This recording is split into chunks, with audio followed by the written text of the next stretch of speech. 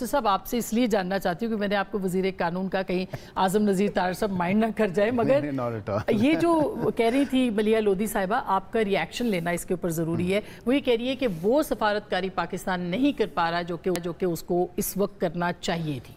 बिस्मिल्लाहिर्रहमानिर्रहीम। आसमा मैन बहुत बहुत शुक्रिया।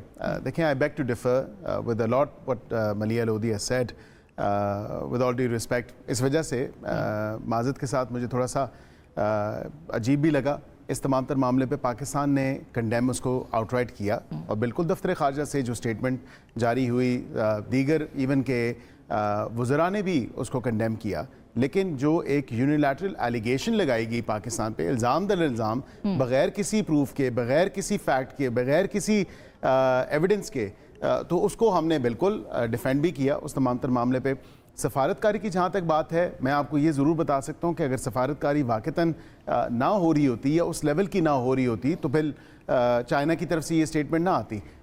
इसी तरह सऊदी अरेबिया से फ़ोन पे उनके फ़ॉरेन मिनिस्टर से हमारे फ़ॉरेन मिनिस्टर इसाक डार साहब की बात ना हुई होती, ईरानी फ़ॉरेन मिनिस्टर ने और ईरानी सदर ने जो राब्ता ईरान से हमारा हुआ है इस तमाम तर मामले के ऊपर, वो फिर ना होता। इसी तरह डेविड लेमी जो सेक्रेटरी हैं यूके के, वो जो कहते इस तमाम तर मामले पे उन्होंने यही कहा कि डी एस्केलेट आप करें, और इसी तरह उन्होंने कहा कि रिस्ट्रेंट शो करें।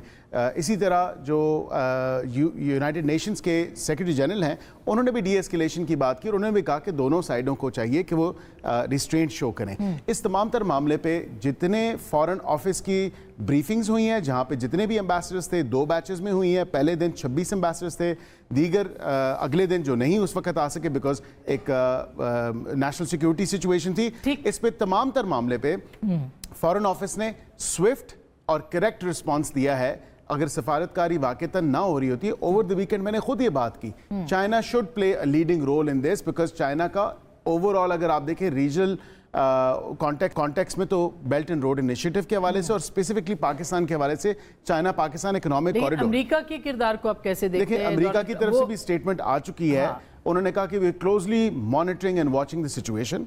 बिल्कुल उस तरह रिस्पॉन्स अमेरिका का नहीं आया शायद जिस तरह आना चाहिए था, लेकिन आज ही रॉबिन रफायल जो पाकिस्तान में सफीर भी रह के गई हैं, असिस्टेंट सेक्रेटरी ऑफ स्टेट भी रही हैं, उन्होंने कहा ये कहाँ की मंतक है कि आप 5 मिनट के अंदर जो है किसी को मुझे इल्ज़ाम ठहरा दें और उस पर आउटराइट एलिगेशंस लगा दें कि हमें पता है किसने किया और फिर आप पाकिस्तान का नाम ये बड़ा इंपॉर्टेंट है। मैं शहजाद इससे पहले कि बाकियों के पास जाऊं, और न्यूयॉर्क टाइम्स में भी जो भारत कर रहा है वो आउटराइट पाकिस्तान के मौक़िफ़ की तायीद करता है कि न्यूयॉर्क टाइम्स कह रहा है कि भारत बाकी दीगर जितने भी वहाँ पे उनके मुल्क में एम्बेसडर्स हैं या उन दीगर ममालिक के मंदूब हैं, उनको उन्होंने ब्रीफिंग दी है। They trying to build up a case, वो एक केस बनाना चाह रहे हैं कि पाकिस्तान पे खुदा ना खास्ता किसी तरह हम स्ट्राइक करें।